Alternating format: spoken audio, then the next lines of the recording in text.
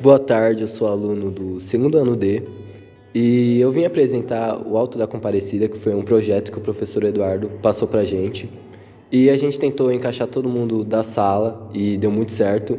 E a gente veio aqui apresentar o Alto da Comparecida, que é um projeto muito legal e um livro muito bom. Oi, gente, eu vim apresentar aqui o Alto da Comparecida, que é uma obra literária feita pelo escritor Ariano Suassuna, que foi feita em 1955, mas só foi passar para os palcos dos teatros em 1956. E depois de um sucesso muito grande, ela foi feita uma série de TV pela TV Globo em 1999, que combinava o estilo de comédia com religião, que era uma coisa que não era muito bem vista, mas teve muito sucesso e era passada no sertão de um jeito bem descontraído. E agora, para falar mais um pouco sobre essa obra literária tão boa, a minha colega de sala, Emanuele. Boa tarde, pessoal. É uma honra estar participando desse podcast direcionado aí pelo nosso amado professor Eduardo de História, né? Essa história conta as aventuras de João Grilo e Chicó, que fazem parte do imaginário coletivo brasileiro e retratam com fidelidade o dia a dia daqueles que lutam pela sobrevivência em um meio diverso. E é muito interessante também o fato de eles trazer essa comédia dentro da religião e tal, porque não era uma coisa muito bem vista na época e mesmo assim conseguiu fazer tanto sucesso como é hoje, não é mesmo, Marcos? Sim, hoje em dia é um clássico, por exemplo, você vê em Porta dos Fundos, misturando isso, e é um grande clássico que até no cinema fica muito bom. E é uma coisa rara de se ver. E é engraçado, né, Marcos, que mesmo a gente vivendo, que hoje muitas pessoas se ofendem com essa questão da gente colocar a religião dentro da brincadeira ali, no meio de brincadeiras, por a gente viver num país laico, onde não adota uma religião para si, temos muita variedade, e as pessoas acabam se ofendendo com essa brincadeira, não é mesmo? Sim, é mesmo, mas uma coisa que eles têm que entender é que o que a brincadeira passa não é o pé da letra. Não tem que ser seguido à risca. É só uma brincadeira, é pra vocês pensar mais, pensar, nossa, é verdade, tem esse ponto mais comediante. E é isso, não tem que ser muito ao pé da letra. Ah, é lógico, né? E temos aqui também para falar sobre essa obra-prima a nossa grande amiga amada Rafinha. Boa tarde, Rafa. Boa tarde, gente. Eu sou Rafaela Reis e vou falar mais sobre essa história também. O João Grilo e Chicó eram amigos inseparáveis que protagonizaram a história vivida no sertão nordestino. Assolados pela fome, pela aridez, pela seca, pela violência e pela pobreza, tentando sobreviver num ambiente hostil e miserável. Os dois amigos da inteligência e da esperteza para contornarem os problemas. E você vê que eles que protagonizaram a história vivida no sertão nordestino. E eram amigos inseparáveis, mesmo se tinha um problema, eles tentavam passar por cima e para resolver esse problema, não é, Manu? A gente vê que ele traz essa realidade do sertão bem enraizada mesmo, bem forte. E uma das partes mais icônicas dessa obra é o falecimento do cão. Que para contar isso pra gente, eu vou chamar o nosso colega, o Kevin. Boa tarde, pessoal, aqui é o Kevin. Por favor, Kevin. Eu estou aqui para contar a história do falecimento do cão. A história começa com a morte do cachorro da mulher do padeiro. Enquanto o cão estava vivo, a senhora, apaixonada pelo animal, tentou de todas as maneiras convencer o padre a benzê-lo. Os dois funcionários da padaria do marido, os espertos João Grilo e Chicó, também embarcaram no desafio e intercederam pelo cão junto ao padre. De nada adiantou o tamanho esforço para a desgraça da dona. O cachorro morreu, afinal, sem ser benzido. E essa presepada aí, né, de João Grilo e Chicó, porque eles que mataram o cachorro porque ele tinha comida melhor que eles, né? Bife passado na manteiga.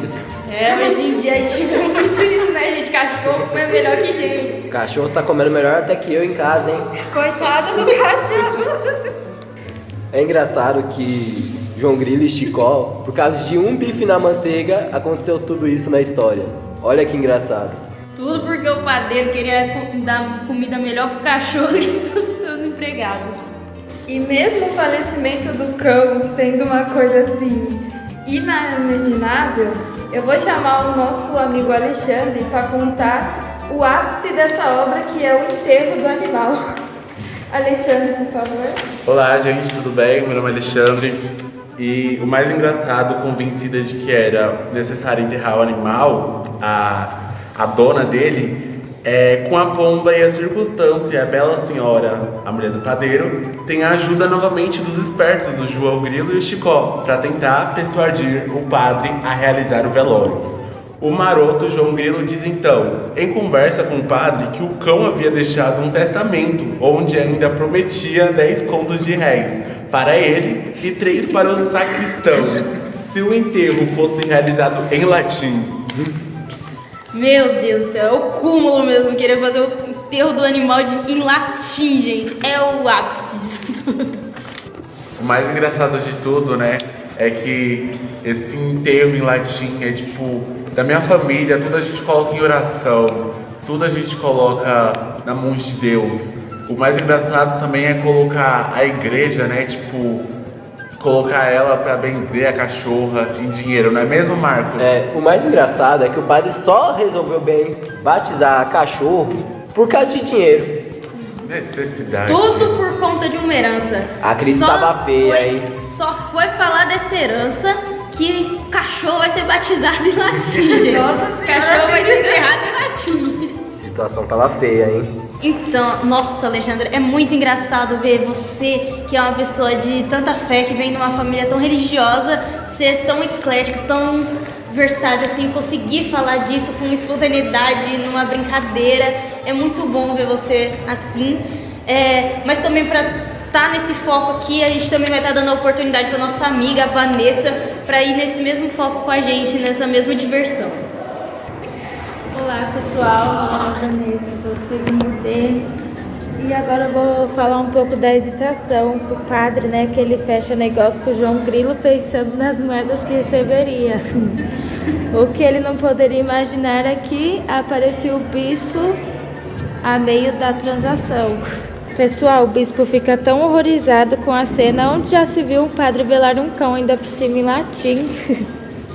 Sem saber o que fazer, João Grilo então diz que o testamento, na verdade, prometia 6 contos para a arquidiocese e 4 para a paróquia, mostrando-se também corrompível pelo dinheiro. O bispo faz a vista grossa a situação. E é engraçado que o dinheiro corrompe até a religião, né, pessoal? Nem o bispo escapou de ser corrompido por esse testamento aí do João Grilo. E olha que a gente nem chegou na melhor parte, que é quando o bando Severino chega na cidade. Severino, cangaceiro, ô bichinho que sofreu. Ele também foi uma vítima da sociedade. Lendo o livro a gente consegue ter essa noção. Os pais deles foram mortos de forma cruel e ainda na frente dele. E mesmo assim, nessa situação, ele conseguiu ser forte. E para ouvirmos mais sobre isso, vamos chamar o nosso colega Gustavo. Muito obrigado, minha gente. É um privilégio vir aqui nesse podcast conversar sobre esse assunto. Com a chegada do bando Severino, a meio do negócio da cidade é invadida pelo perigoso bando carroceiro Severino.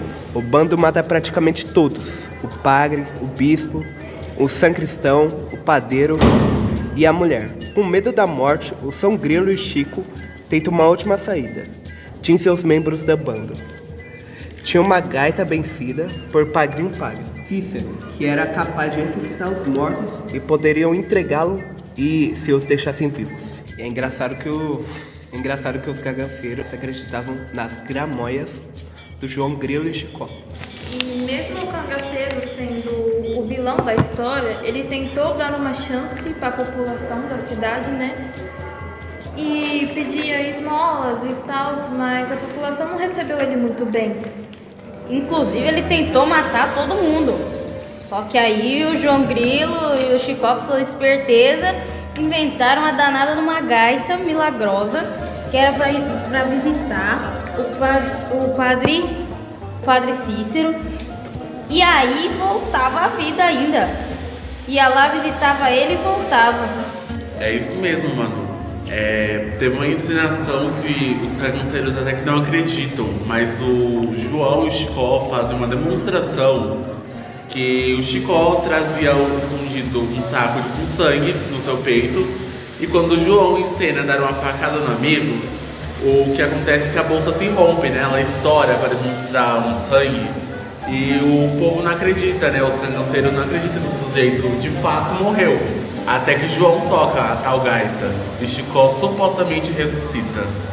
Seria bom uma gaita dessa hoje em dia, hein? Nossa, o tanto de gente que ia salvar seria uma coisa impressionante, não é não, Manu? Ia ser muito bom. A morte perderia até o emprego, né? Não ia ter nem gente pra cuidar. Pra falar desse negócio aí, né? Que o cangaceiro acreditou nessa tal gaita, depois morreu. O parceiro dele, que também estava quase acreditando nessa gaita, acabou atirando, né? No João Grilo. E é isso. E aí não conseguiu trazer de volta o João Grilo e nem o cangaceiro. E agora, para falar sobre a morte do pobre João Grilo e o juízo final, eu vou chamar a nossa amada colega Bruna, né? Tudo bem, Bruna? Como você está? Tudo bem, Alexandre? E você, tá bem? Tô bem. É engraçado, né, Alexandre, que o truque da gaita benta não se sustenta durante muito tempo. E logo João Grilo acaba sendo morto pelos cangaceiros. Já no céu, todos os personagens se encontram. Chegada a hora do juízo final, Nossa Senhora intercede por cada um dos personagens. Os considerados como difíceis a salvação, o padre, o bispo, o sacristão, o padreiro e a sua mulher seguem direto para o purgatório. A surpresa surge quando os perspectivos religiosos são enviados direto para o purgatório, enquanto Severino e seu capanga alegadamente criminosos são mandados para o paraíso. Nossa Senhora consegue defender a tese de que os capangas eram naturalmente bons, mas foram corrompidos pelo sistema. João Grilo, mais uma vez, recebe a sua graça de voltar para o seu próprio corpo. Quando regressa à terra, acorda e assiste o seu enterro, feito pelo seu melhor amigo Chicó. Chicó, por sua vez, havia prometido a Nossa Senhora que entregaria todo o dinheiro que tinha a igreja caso João Grilo sobrevivesse. Como o milagre acontece, depois de muita hesitação, os dois amigos fazem a devida doação prometida. E a gente também pode ver que desde essa morte do pobre João Grilo, a gente tira verdades, né? É engraçado, mas tem coisa verdadeira aí dentro, né? É isso mesmo, Bruno. A gente vê que dentro dessa liturgia, dessa literatura, a gente pode ver que no meio de tanta brincadeira a gente consegue tirar algo real da sociedade. Muitas pessoas são corrompidas mesmo pela sociedade hoje em dia. E a nossa sociedade, querendo ou não, ela faz muito mal para as pessoas e o sistema é falho e também muito preconceituoso. E mesmo com essa toda situação, a Nossa Senhora intercede por eles, não só por João Grilo, mas também por todos ali. Isso traz uma reflexão pra gente, que em momentos assim a gente precisa que alguém intercede, em momentos ruins da nossa vida. Todos nós precisamos, em algum momento da vida, de alguém que interceda por nós, fale, dê um conselho, um apoio. E muitas vezes a gente não acha isso em casa ou com amigos, e a gente sempre tem que ter uma pessoa assim para aconselhar. Sempre temos um intercessor, né? Nem que seja um amigo, um professor como o professor Eduardo aqui. Nossa, o cara que tá sempre com a gente, ele no apoio. E temos muitas pessoas assim, até mesmo a religião. Ter uma religião, ter uma base é sempre muito importante pra gente ter um objetivo, uma coluna. E é tão legal falar sobre isso que, sei lá, a gente sempre precisa de ter forças, ter alguma coluna pra nos salvar, porque sem isso é só Deus que tem misericórdia, não é mesmo? Temos aqui também uma análise da linguagem utilizada dentro dessa peça do Alto da Compadecida. A peça do Alto da Compadecida é profundamente marcada pela linguagem oral. Suassuna possui um estilo originalista que pretende replicar com precisão a fala do nordestino. E aí, para falar sobre isso, para explicar sobre isso, a gente trouxe a nossa amiga Giovana Mendes para falar sobre isso. Giovana. Os personagens possuem o mesmo registro de fala compatível com o encontrado no ambiente do Nordeste brasileiro. Embora cada personagem tenha seu discurso único, é particular. Além da linguagem nordestina, é sempre bom lembrar que o autor investe e causa efeito muito semelhante, por exemplo, uso de objetos típicos nordestinos, figurinos habitualmente usados por moradores da região e até mesmo replica cenários do sertão, que ajudam o espectador a imergir na história.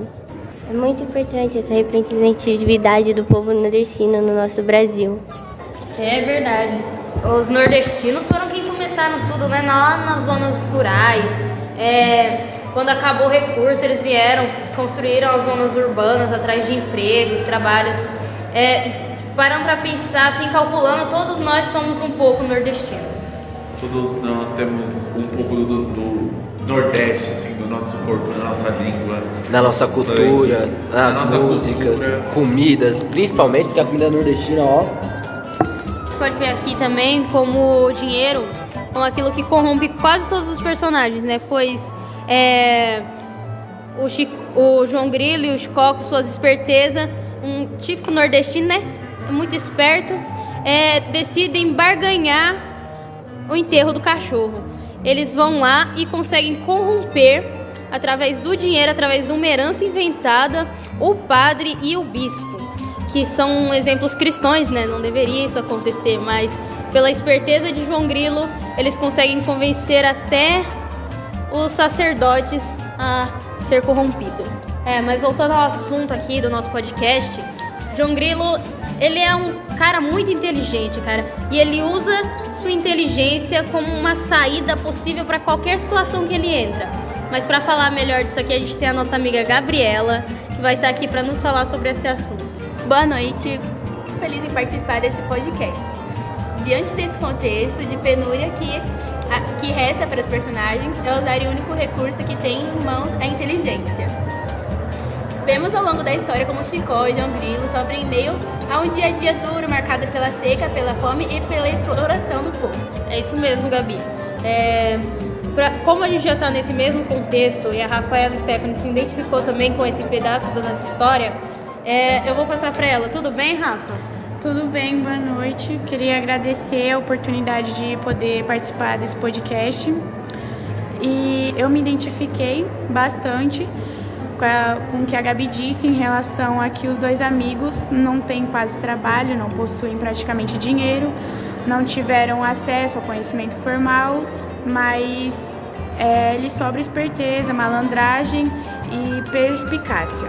Rapidamente eles percebem como podem tirar proveito delas. E a vida que eles levavam fez eles se tornarem mais espertos, tanto que o João Grilo tentou enganar até o diabo. Pois é, como é que pode? Ô bichinho esperto, né? Mas ao invés de usar isso pro bem, ele é tão esperto que ele chegou a conseguir enganar o diabo. Porque teve a intercessão da Virgem Maria lá pela vida dele, pela história dele, que ele foi vítima da sociedade. Ele acabou se tornando uma vítima da sociedade. Ele tenta tirar proveito de tudo, né? É tão verdade que os nordestinos hoje estão lá em cima. Isso é realmente que a esperteza natural do nordestino, eles sempre contornam seus problemas. A gente vê aqui nessa história que também tem uma crítica bem grande ao sistema, e ninguém melhor para falar sobre crítica melhor do que o Gabriel Boletini, né? Crítica ao sistema. Os personagens humildes são vítimas de opressão provocada pelos coronéis, pela autoridade religiosa, pelos donos das terras e pelos cangaceiros. Convém sublinhar que a peça é contada do ponto de vista dos mais humildes. E é com eles que o espectador cria imediatamente identificação. João Grilo. Está esquecido da exploração que eles fazem conosco naquela padaria do inferno? Um dia hão de me pagar. E a raiva que eu tenho é porque, quando eu estava doente, me acabando em cima da cama, via passar o prato de comida que ele mandava para o cachorro. Até carne passada na manteiga tinha, para mim nada. João Grilo que se dane, um dia eu me vingo. Aqueles que deveriam proteger os mais pobres, as entidades católicas representadas pelo padre e pelo bispo, acabam demonstrando pertencerem ao mesmo sistema corrupto. A gente pode dizer, né, que o sistema é falho, porque sempre tem uma vida, né, tipo, articulando a vida. A vida do nordestino nunca foi fácil, né, gente? É como a gente já estudou em história. O coronelismo era uma coisa tão absurda. E a gente vê isso daí retratado nesse livro. E a gente pode ver também o valor que eles davam, a valorização que eles davam ao animal, não desmerecendo os animais, claro, temos que cuidar deles, mas valorizar ainda mais um animal com carne passada na manteiga e tudo, e tratar tão mal um ser humano com uma comida que quando deram pro cachorro, o cachorro morreu. E mesmo sendo uma obra de comédia, ele retrata a vida do nordestino, de como eram tratadas as pessoas. Tinha bastante dificuldades e também eram bem desvalorizados, não é mesmo? É verdade. A gente vê que essa peça, esse livro, ele traz uma revolta, ele traz um tom de brincadeira, um tom de humor, uma rebelião, uma revolta contra esse sofrimento que o povo nordestino passou, todo esse sofrimento que traz história ao Brasil, eles trazem como uma forma de comédia, de uma forma divertida para a família brasileira. A gente reclama das nossas vidas, né? Que a nossa vida é difícil, mas não imagina nem na vida do nordestino, né? Imagina você tá lá na pele de um nordestino, ser um nordestino e ter essa vida triste e cruel, viver ela. A gente já falou bastante sobre essa literatura, falamos dos contextos, dos acontecimentos que aconteceu no decorrer da história. E agora estaremos falando somente dos personagens principais, faremos uma breve leitura sobre esses personagens. Um breve comentário em seguida. Vamos começar com a Rafa falando sobre o João Grilo. Pode falar aí, Rafa. O principal, João Grilo, um sujeito pobre e miserável, melhor amigo de Chicó, usa das suas espertezas para contornar situações difíceis da vida. João Grilo representa uma parcela do povo nordestino, que diante de um cotidiano difícil faz uso da malandragem do improviso para se livrar de apertos. Alexandre, pode falar do Chicó, por favor? Falando do Chicó, eu digo que ele é amigo do peito de João Grilo, né? Ele está sempre ao lado em todas as aventuras. E ele tenta se desenfiliar do cotidiano, né? Do dia a dia trágico que vive através de humor. E é mais medroso do que o amigo, né? Até o João Grilo ele é mais corajoso que o Chicó. Ele teme quando se vê embralhado nas mentiras do João Grilo. Ele tem medo quando o João Grilo tá lá, ó, mentindo. E ele tá, tipo, tremendo as pernas. Chicó, ele é um típico sábio, né? Ele sabe de tudo. E que se vê obrigado a exercitar a imaginação pra conseguir sobreviver, ter um pão pra comer, ter uma comida pra colocar na mesa, né? E eu vou chamar o Kevin aqui pra falar sobre o padeiro. O padeiro é o patrão de Chicó e João Grilo. Na vida pessoal tem uma mulher infiel por quem é apaixonado. O padeiro é um típico representante da classe média que tenta sobreviver muitas vezes fazendo as custas dos mais pobres. Agora eu vou falar também sobre a mulher do padeiro. Uma mulher infiel que socialmente se comporta como uma puritana, é apaixonada pelo cão e o trata melhor do que os seres humanos ao redor. A mulher do padeiro é um símbolo excelentíssimo da hipocrisia social. Temos aí nessa literatura também o padre João e temos também o bispo, que são representantes religiosos, que depois também são acalentados pela Nossa Senhora. Mas também aqui tem uma história que mexeu comigo assim profundamente, que é a história do cangaceiro Severino. Leia aí pra gente, Rafa. O nosso vilão, o cangaceiro Severino, é um cangaceiro chefe do bando, temido por todos na região. Já fez uma série de vítimas e acabou caindo no mundo do crime por falta de oportunidades. O cangaceiro Severino é o representante de uma enorme parcela da população que acaba caindo em um destino de violência, porque não teve outras hipóteses. Excluído pela sociedade, a única opção que ele teve foi esse mundo do crime.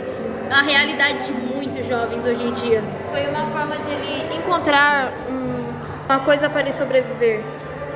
Com os pais sendo mortos na frente dele, entregue essa miséria do sertão, ele viver sem opção. Praticamente horrorizado, né? Vendo os pais sendo mortos, então a única opção dele de ele ter um pão, alguma coisa para se sustentar, foi entrar nessa vida. E tanto que ele foi até acalentado por essa personagem que vamos falar agora, a Nossa Senhora Aparecida.